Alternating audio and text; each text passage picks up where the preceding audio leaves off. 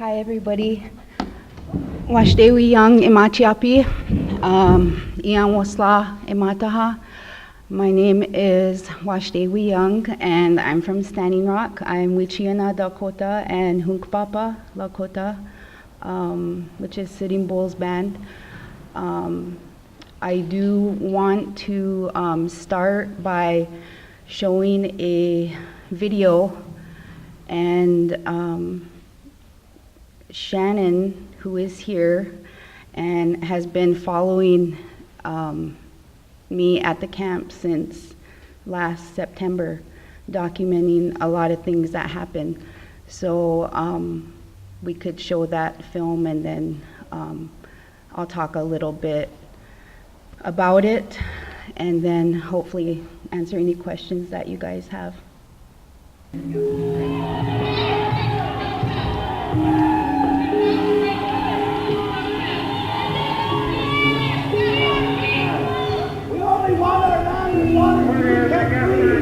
Don't incarcerate us. Protect us.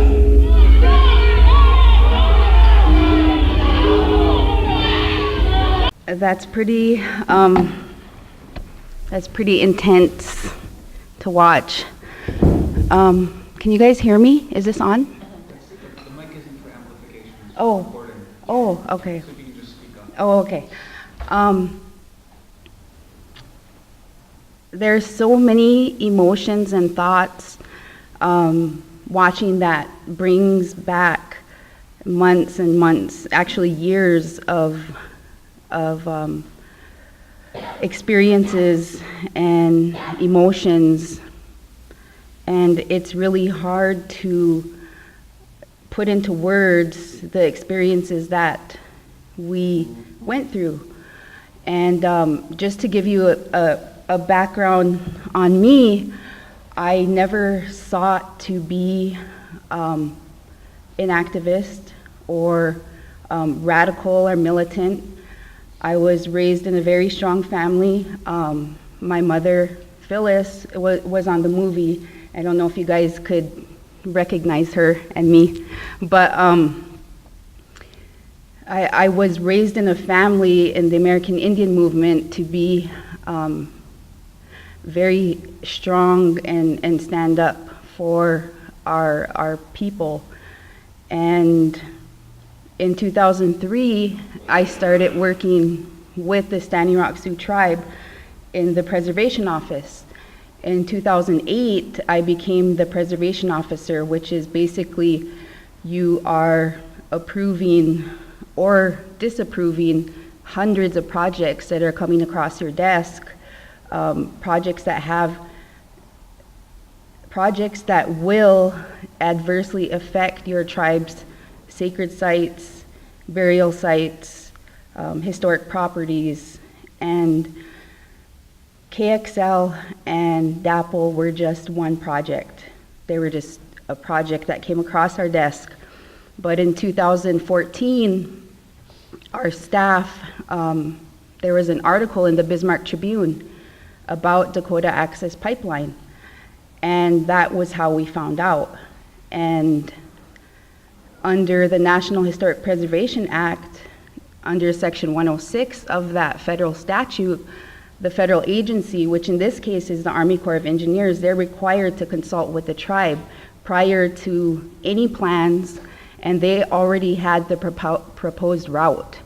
So the first proposed route was going to pass 13 miles north of Bismarck. So Bismarck is here, Standing Rock is downstream.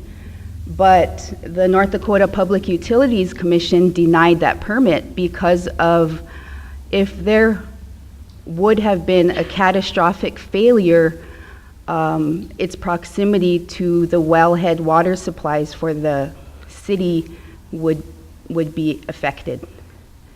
So that means that they moved it downstream and sending the message that our people, our community are expendable when that happens. The Missouri River is the sole water supply for Standing Rock. We have 8 communities. And talking to some of you last night at TJ's house, I look back on the movie and the experience of this. The yurt, the Mongolian yurts that you've seen in the movie, we fundraised for that. And we had a camp. And our camp, we named it the Be About It camp. And Sarah Jumping Eagle, Dr. Jumping Eagle, she's a pediatrician at Standing Rock. And she was one of the first ones to get arrested. And she hollered at our people who were gathered. She said, quit singing, don't just talk about it, be about it. But she was hollering as she got arrested. And on September 1st of 2016, the Standing Rock Sioux Tribe submitted documents into the federal district court that disclosed burial sites that were in the proposed route indirectly. September 2nd, the next day, Dakota Access sent out bulldozers and started bulldozing those sites. And so somebody in camp put out a call, and I remember jumping in the truck and picking up Karen and Lish and my husband, and we went up and everybody ran onto the field. And that's when they had the dogs, the dog attacks. And my friend Kristen, she, it's all in the videos. I mean, there's so many videos on YouTube. But when one of the private security guys grabbed my friend from behind, he was totally groping her and you know, just copying a feel. And it's things like that that happen that nobody knows about. On October 27th, our North Treaty Camp was raided. I stood with a Mini-Wachoni banner for 6 hours with my friend James, and we watched as the militarized police, law enforcement moved in, and I seen terrible things that day that I never thought, I mean, I would only see it in a movie, but to see it on the front line as it happened was surreal. I talked to 3 cops directly in front of me for almost 6 hours, and when they tried to pull me to arrest me, one of the cops that I was talking to pushed me away, and he was like, "Go, please, I don't want to arrest you." And so there were good cops, and but they gradually pushed everyone back. And in the videos, you can see how they're going through the tents. They started spray painting teepees, and they shot with a rubber bullet. They shot a boy from my community named Jesse White. They shot his horse. Jesse was okay, but his horse died that night. And then to see the buffalo coming over the hill, it was like I was in a dream. And then these rangers, ATVs, law enforcement, were chasing young men on horses, and it was like a battle scene. And then last night I was asked, how did you guys remain nonviolent? And I said there was always moments and people who wanted to do more. And it was a very active, hard process to stop even myself from lashing out at people. I'm sorry I'm saying a lot, but in November, the night at Backwater Bridge, we were sprayed with water cannons, and a group of young people had tried to move the burned out cars that were there from the treaty camp raid. And the cops were shooting concussion grenades into the crowd to disperse people, and my husband and myself, along with about 100 other people, were down in the field, and they started shooting. First, the flares were going up, and then I have so many videos on my phone, but they were shooting directly into the crowd, and that's how Sophia Wolanski got her arm like half blown off. That's how Vanessa got shot in the eye, and there was a lot of injuries there that weren't reported. And I remember around that time, I did not have my children there at camp because it slowly progressed. The incidents got more violent, and I went back to our camp, and there were several of us that were gone still, and I couldn't sleep, and it was like this adrenaline rush that you're shaking so bad, you want to go back out there and do something, but all you could do is pray and just keep yourself busy there. And on February 1st of this year, I along with 71 other people were arrested at the Last Child camp, and this was on treaty land that was guaranteed to our people by signing the 1851 and 1868 Fort Laramie treaties. And so a lot of these cases are currently being dismissed because they're charging us with criminal trespass. But how can you charge us when we're the original title landowners? And in my case, I'm charged with participating in a riot, and we all went nonviolently. We all agreed to it. It was to complete what we were told in ceremony to do. And so once we accomplished that, the response was so overwhelming. I mean, the helicopters, constantly, the flyovers every day, when they would, I'm sure they had technology because our cell phones would like totally just drop, like no signal, nothing when they would fly over us. And what I think really got the law enforcement and the state of North Dakota politicians mad is that the whole world could see what was happening because of social media. And they did not like that. They could not spin their own narrative with their local media. And they really tried to paint us as these violent out-of-state people when the movement began with women from Standing Rock. And we're all mothers. We're all from Standing Rock, descended from people, warriors who fought at the Little Bighorn, or Greasy Grass as it's known. And so we were detained. It was very cold that day, and once we got on the bus, a school bus, they turned the air conditioner on.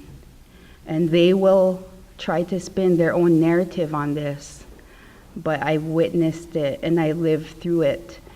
And once we got into the garage at Morton County Jail, the men were put in a large dog kennel, and there was a tarp separating the women from the men, and we were all put in one kennel. But first they made us wait on the bus for almost 4 hours, just sitting there, and they purposely ate pizza, and they had water, and they were just doing it to, psychologically mess with us. And then some of the men in the cage, my relative, like my cousin Chase, Iron Eyes, the law enforcement and military that were in the garage, they were taking selfies with the men in the dog kennels. And we seen all that. And once we were put in, we got to finally be put in the dog kennels. And they started shipping my nephew and a bunch of men out to Fargo, to Cass County Jail, which was 4 hours away. But they were all in their underwear, and it's the middle of winter. And then they had zip ties on, so they were transported 4 hours away in their underwear in the middle of winter. And it's crazy because we were held in Morton County for 2 days, 3 days, 2.5 days, with no phone call, no contact. Our lawyer was able to call us, but it's funny because my nephew left me a message on the jail phone, and he was one that got transported 4 hours away, and he was already out, that night. So he called and left a message on the jail, just 30-second message, and we, it was a very systematic way of mentally messing with us. And I told some of the women last night how one of the guards sat down next to me because there were so many of us in our cell. We had a mat on the floor and a blanket, which was, it was okay. We were warm, but it was like 4:35 in the morning, and I was having an allergy or attack or anxiety attack, but also I have allergies. So this guard came in, and I was just sitting on my mat with my head down on my knees, and he leaned down just like that to me. And people at home, law enforcement, I'm not making this up. So if this is being live streamed or whatever, this is the truth. He sat down next to me and he said, "What are these on your face?" And he touched my side of my face. And I just ignored him. And he said, "I bet you thought you were going into battle today. Huh? Did you think you were going into battle?" And he said, "Tell whoever did this to you, they did a pretty shitty job." And then he got up and walked out of the cell. The next night is when I was I was one of the first ones bailed out of Martin County. So we have upcoming court hearings. Like I said, a lot of the cases have been dismissed. I'm on the board of the Water Protectors Legal Collective, and they're really taking the lead on a lot of the cases. So I guess I don't really have it. I just want to tell you guys my experience of this entirety. And talking last night to a couple of you, I said, I can't believe that I lived through that. And my children knew I was in jail, and they knew that I talked to them. And I said, it's because I'm going to protect, I want to fight for our water. And it's amazing to me how complicit the state, law enforcement, and oil industry are so corrupt, and how they can vilify our people for standing up. It's as though they are saying, how dare you stand up? You are our good Indian. We treat you really good when you come to Bismarck and Mandan and shop. And, how dare you stand up? So we are paying the consequences at home, and we will continue to do so. And when I got here the other day, I was driven to the Dream Inn, and this guy just said, "Hi, how are you?" And I was like, why? Just totally on guard, because that's how you have to be at home. And he was like, "Oh no, just chilling by the Dream bikes." The Dream Inn has some bikes that say the Dream Inn. And so he was like, "Oh, so you're just chill." He was just trying to be a nice guy and have a conversation. And I was just like, I'm not used to cordial white people at home. So, yeah, that's basically it. And I'm just really thankful and honored to be here. It's really hard to talk about, because I've never imagined myself in this role. It's not a role that I actively sought out to start speaking about, because it is hard to leave my family and my children. But ultimately, this story needs to be told, and you need to see the communities and the people that are affected by these extractive industries. So thank you very much.